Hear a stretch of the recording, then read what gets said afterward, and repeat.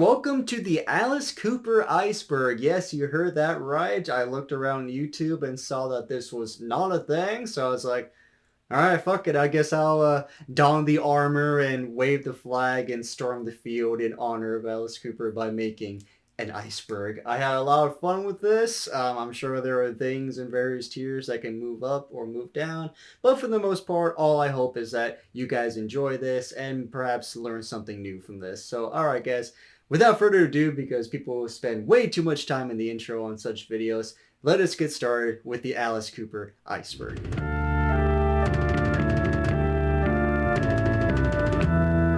With tier 1, we have chicken. And chicken refers to the infamous Toronto Rock concert back in 1969, in which a fan threw a live chicken on stage, and not knowing any better, Alice picked up the chicken and threw it in the air thinking, it's a bird, it has feathers, therefore it should fly. So as he throws that sucker up in the air, it flies for about 20 feet and then comes crashing down into the first, 5 rows of fans, all of which are in wheelchairs, and they tear that bird up like it's fucking Thanksgiving.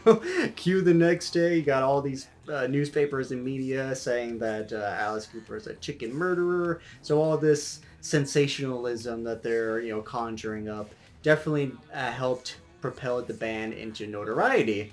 And ever since 1969, so over 50 years at this point, Alice Cooper has been constantly asked about it, and he's constantly talking about it and correcting the stories, with his most famous phrase being, Alice Cooper doesn't kill chickens, Colonel Sanders does. Next up, we have religion, and Alice is a devout, born-again Christian and has been since his healing and sobriety journey back in the mid-80s. He was born into a religious family, with his father being both a pastor and evangelist.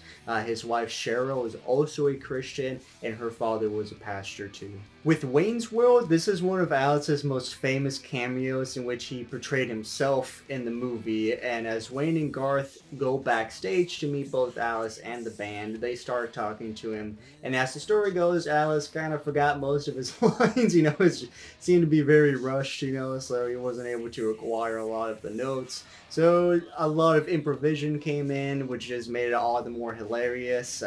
He's acting like this clean-cut educator on the state history, Milwaukee, things of that nature, and it's just really funny because it's the exact opposite of what you would think Alice to be. So as Wayne and Garth, acquire all this knowledge, they then go on their knees and bow down saying, quote, "We're not worthy." And ever since then, there have been thousands of people going up to Alice, reenacting the bit, and he's had to stand there, take it all in, and smile, and try not to think that you're like the 5,000th person that's done this already. Next up, we have Poison. Poison is the leading track off of Alice Cooper's album Trash, which brought him back into the spotlight. It's his most popular song, with over 450 million listens on Spotify, and the MTV music video on YouTube alone has over 300 million views. Sticking to popular songs, we have School's Out. It's especially popular come the end of the school year,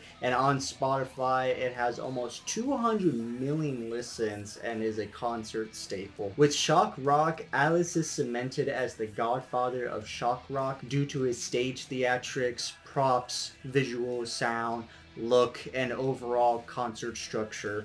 Singers like Arthur Brown and Screaming Jay Hawkins were influential to Alice in incorporating the shock rock elements, and went on to influence upcomers like Kiss, and later on the line folks like Marilyn Manson and Rob Zombie. Next up, we have alcohol. Alice has been very upfront about his alcohol addiction in the 1970s and early 80s.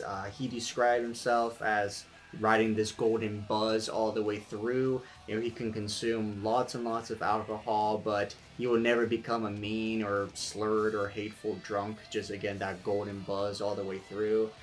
He would end up consuming so much alcohol that he would begin waking up, throwing up blood, and eventually he would enter an asylum to get sober. As for makeup, the man himself is synonymous with his iconic makeup look. The piercing needle lines running up and down his eyes, or the spider eyes, along with the lines down his mouth, make people automatically recognize his look. Finishing off tier 1, we have golf. Through his healing journey in the mid 80s, Alice took up golf and has been a fanatic player ever since. He is bound to bring it up at some point in interviews due to how passionate he is with the sport.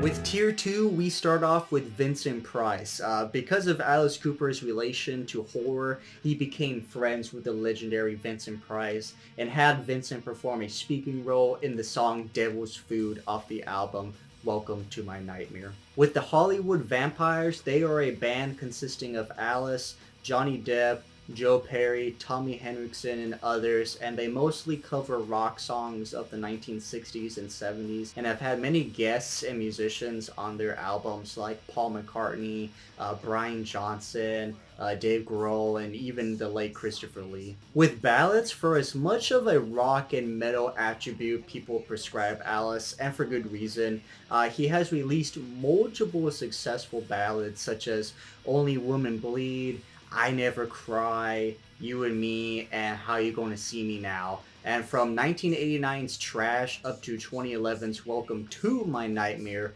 there was at least one ballad on each album during that stretch. Next up, we have Frank Zappa. Zappa was a musician who was never shy in delivering his unique style and sound regardless of who got it. Frank had a record label called Straight Records under the Warner Brothers, umbrella that he would begin to sign talents with. The story goes that he saw the Alice Cooper band play and sign them because he did not get it, which coming from Frank Zappa was like a feat all of its own. And from there, the band recorded their first 2 studio albums under Frank Zappa's label, that being Pretty's For You and Easy Action. Speaking of the band, the reason why I have the Alice Cooper band under here is that when a lot of people hear the name Alice Cooper, they think of the singer. However, they tend not to realize that the original band was also named Alice Cooper. Vincent Fournier, the singer, went by Alice Cooper and eventually legally changed his name to Alice Cooper, which proved to be a wise business choice. With movies and TV, Alice Cooper has been in many films and TV shows, whether that be characters, cameos, or performing soundtracks for movies. Such movies that come to mind are the aforementioned Wayne's World, John Carpenter's Prince of Darkness, Monster Dog, Friday the 13th Part 6, in which he, did the song for it, and my personal favorite, Sci-Fi's B-movie, Bigfoot.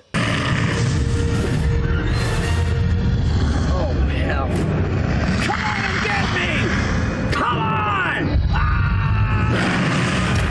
As for Bob Ezrin, Bob is a famous record producer who worked with the Alice Cooper band starting on their 3rd album, Love It to Death, and has been a main staple in Alice's career spanning multiple decades and albums. He is also known for producing other famous albums like Kiss's Destroyer, Lou Reed's Berlin, and Pink Floyd's The Wall. With the Muppets, Alice was on an episode of the Muppets back in 1978 in which he interacted with various characters and storylines. He performed songs like Welcome to My Nightmare, School's Out, and sung You and Me. To end tier 2, we have Charity. Alice is huge when it comes to charity. He has been a part of multiple charity events and founded Solid Rock Teen Center, which allows kids of all backgrounds to come in and engage with art, dance, music, crafts, and games with the aim of providing a safe space for kids to interact and make friends with others.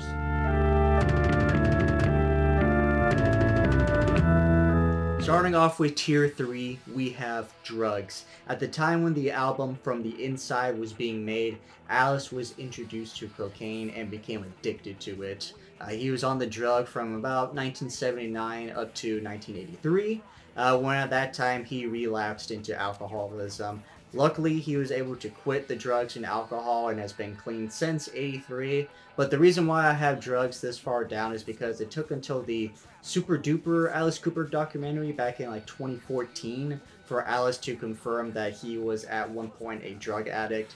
Hence why his early 1980s albums and look were so drastic. He talks about it on interviews when brought up.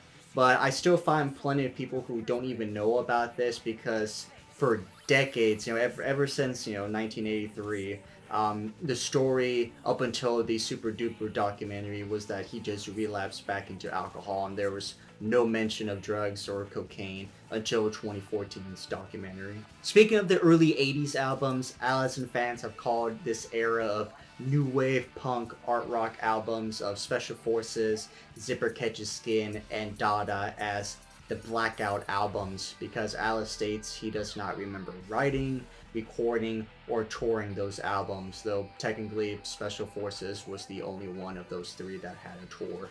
There was Flush the Fashion beginning in 1980. That's where he drastically changed his look and sound, but he does have memory of making that album, so it doesn't really get classified as a blackout album. And hey, as a fun fact, the album cover for Dada was inspired by Salvador Dali's painting Slave Market with the disappearing bust of Voltaire. Alice and Salvador were introduced in the early to mid 70s and became friends.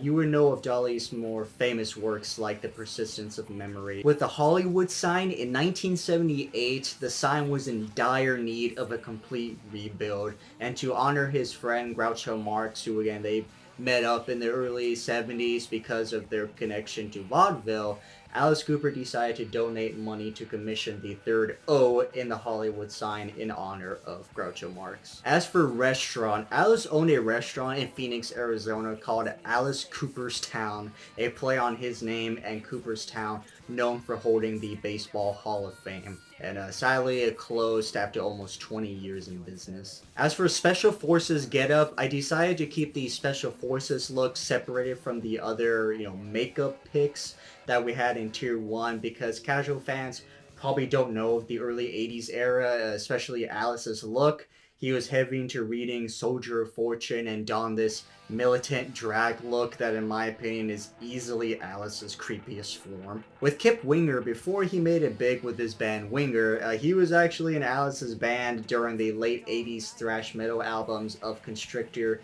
and Razor Fist and Yell as the bassist. As for radio shows, Alice has been a DJ for two stations, one being Nights with Alice Cooper, which ran from 2004 up until 2023, and his new show, Alice's Attic, and both shows play classic rock songs ranging from a plethora of bands. Alright, we have WrestleMania. During Alice Cooper's comeback period after his healing journey, he validated for Jake the Snake Roberts at 1987's WrestleMania 3, in which Jake the Snake fought the Honky Tonk Man, and Alice has always said how much fun and enjoyment he got out of it, and that he thinks wrestling fans are crazier than his. And as a fan of both Alice and wrestling, I think I can confirm that wrestling fans are a little more crazy. To end Tier 3, and honestly this pick could probably be in Tier 2, but the reason why I picked multiple genres in Tier 3 is because when people think Alice Cooper, they envision hard rock and metal, but he has incorporated multiple genres in his catalog, including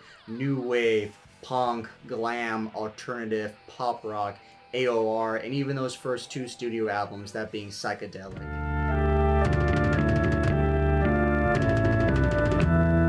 To begin Tier 4, we have Brian Renfield Nelson. Brian was an Alice Cooper fanatic through and through. He owned an extensive catalog of Alice Cooper memorabilia and was consistently going to Alice Cooper concerts. He eventually became acquainted with Alice through the multiple backstage passes and meet and greets he would do. And in 1980, Alice made Brian his personal assistant, and Brian was essential to a number of Alice Cooper projects, compilations, and documentaries, and he was even part of some Alice Cooper artwork and music videos, such as the back cover of Alice's album Constrictor with the legs, that's actually Brian, and the hand holding the gun off of the Hey Stupid music video, that's Brian's hand, and he was even an integral part in making the Life and Crimes of Alice Cooper compilation box set back there. But unfortunately in 2009 he passed away at the age of 49.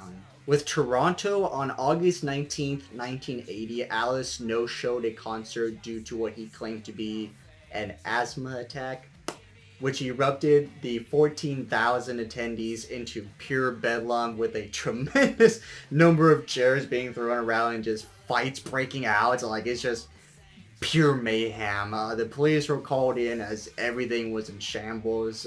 You can find a news report showcasing the scenes on YouTube. I'll put it in the description. And make sure to read the comments because so many people from that concert chime in. And it's just totally cool to read through and just see what happened, what was going on, what were their thoughts, things of that nature. 99 reference. This reference refers to the song Steal That Car off of the album Dirty Diamonds, where he says he did some time in 99, and this may seem like a random line put together as he is a criminal in the song after all, but it's actually a nod to the compilation album The Life and Crimes of Alice Cooper, which was released in 1999. The word oink or phrase oink off was used in 2 songs, that being Generation Landslide Live 81 off of Special Forces, and Patty Donahue saying oink off on the track I Like Girls from Zipper Catches Skin.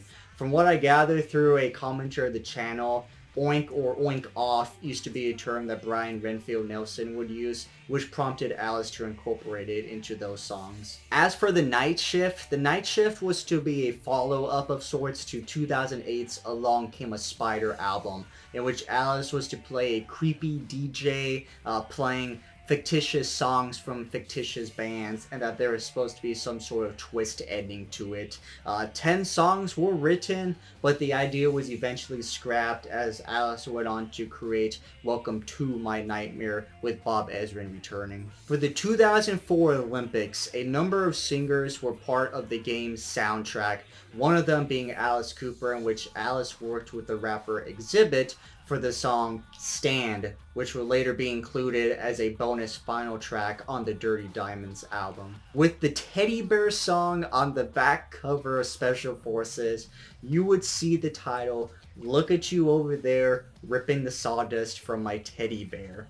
However, that song never appeared on the record, and Warner Brothers was just about over with Alice and didn't put any money into it having removed. So it just stood there, and people wondered, well, what the hell is this? But it was eventually released in 1999 as part of the Life and Crimes compilation album, which you can actually hear on my channel, and it will be in the description. With balloon animals, one of the few things that truly scares Alice are needles and balloon animals, and it's no joke or gag, but genuine fear that he has of them, specifically the sound that the balloon makes as, like, you know, a balloon man's tying them together.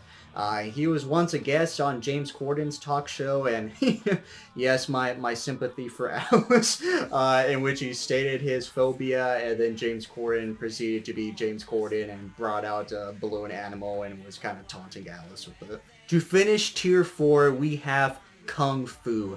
Alice is obsessed with Kung Fu movies, whether they be good or bad. There are stories of crew members, you know, back in the day of Blockbuster, just renting out shelves full of Kung Fu movies for Alice to watch during tours.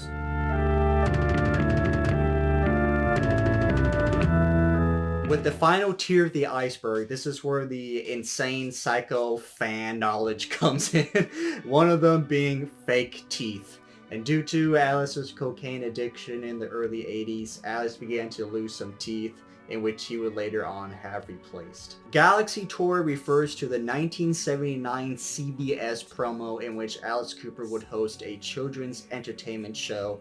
Information is hard to come by as the show never materialized.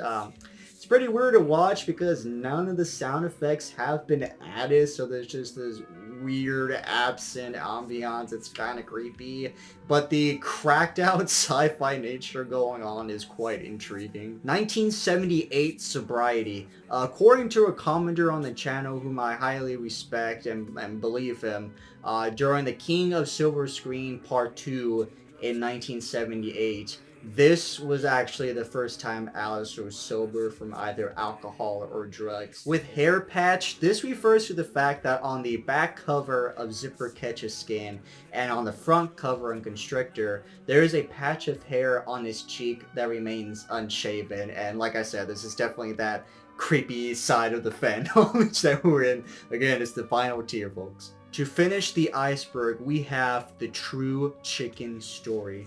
As pointed out by my friend LT, in the deluxe edition of the Super Duper Alice Cooper booklet, the makers found that Alice inadvertently mixed up tour date incidents, as in reality, he and the band threw watermelons into the first few rows with the fans in wheelchairs, as opposed to the chicken. So was the blood of the chicken that Alice remembers actually that of watermelon juice and chunks from the previous show, in which again they threw at fans in the wheelchairs in the first 5 rows, give or take, and the chicken being killed was actually just a chicken landing in the crowd, but since they were doing all the pillow feathers from the stolen hotel pillows, throwing it all into the air, did it look like the chicken was ripped apart and both events just sort of meshed up as one?